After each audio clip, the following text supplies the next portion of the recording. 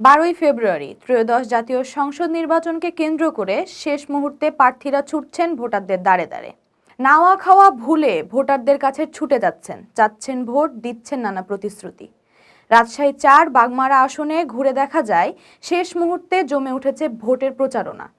ভোটাররা বলেছেন কি ধরনের প্রার্থী নির্বাচিত করতে চান তারা। আমার দাঁড়িপাল্লাত ভোট দেব, আমার এটাই ভালো, আমরা বুঝেছি দাঁড়িপাল্লাত ভোট দেব, সবাক দিছি, সবাই হচ্ছে, এখন আমরা এটা গড়ে তুলবো।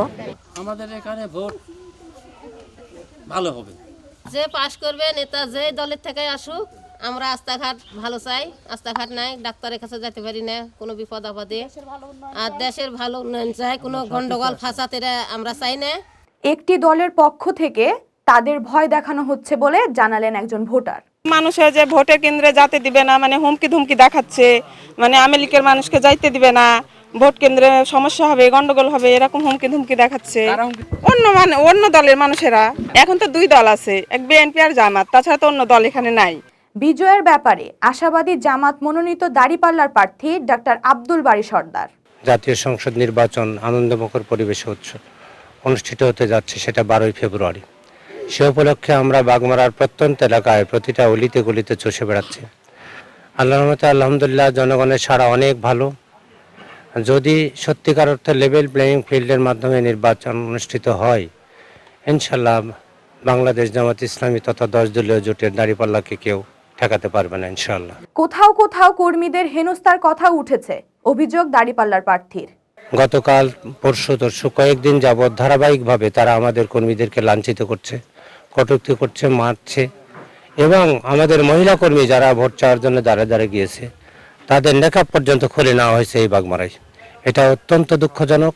সে ব্যাপারে আমরা আইন শৃঙ্খলা রক্ষাকারী বাহিনীর কাছে বিনয়ের সাথে অনুরোধ করব, আপনারা কঠোর পদক্ষেপ গ্রহণ করুন, শান্ত বাগমারা শান্ত থাকুক, উৎসব মুখর পরিবেশে 12ই ফেব্রুয়ারি নির্বাচনটা হোক, এটা আমাদের কামনা। তবে যে কোনো পরিস্থিতি মোকাবেলায় আইন শৃঙ্খলা বাহিনীর পাশাপাশি মাঠে থাকবে দলের নেতাকর্মীরা। বাগমারা 4 আসনে ধানের শীষের বিশাল জনসভা অনুষ্ঠিত হয়। বাগমারার হাটগাঙ্গু পাড়ায় দলের নেতাকর্মী সহ সাধারণ মানুষের ব্যাপক সমাগম ঘটে। এদিকে জয়ের ব্যাপারে দৃঢ় আশাবাদ ব্যক্ত করেন বিএনপি মনোনীত ধানের শীষের প্রার্থী ডিএম জিয়াউর রহমান জিয়া। এখানে তো আমরা 100% আশাবাদী। 300টি আসনের মধ্যে সর্বোচ্চ ব্যবধানে আমরা এই আসনটিতে জয়লাভ করব, এই চেষ্টায় আছি ইনশাআল্লাহ। 100% আমরা জয়লাভ করব।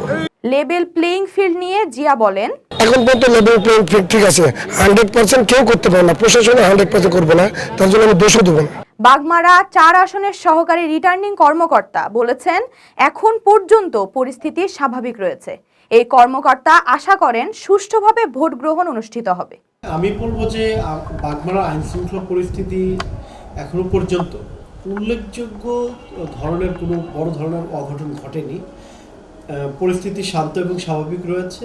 বিচ্ছিন্ন 2-1টি ঘটনা ঘটেছে, 2-1টি অভিযোগও পেয়েছি। সেগুলো তদন্ত করার জন্য ইলেকশন ইনকোয়ারি একটা কমিটি আছে, আপনারা জানেন। সেখানে আমরা অলরেডি চিঠি দিয়ে তাদেরকে তদন্ত করতে দিয়েছি এবং তারা কিন্তু তদন্ত করছে এবং সে আলোকে ব্যবস্থাও নেওয়া হচ্ছে। এবং এখানে আমাদের আইন শৃঙ্খলা স্বাভাবিক রাখার জন্য আর্মি, বিজিবি, পুলিশ, র্যাব সবাই মিলেই কিন্তু একটা সম্মিলিত প্রচেষ্টা, এবং এখানে আচরণবিধির ম্যাজিস্ট্রেট রয়েছে একজন, সবাই মিলেই সম্মিলিত প্রচেষ্টা। আমার মনে হয় যে বাগমারা আইন শৃঙ্খলা পরিস্থিতি এখনো স্বাভাবিক রয়েছে।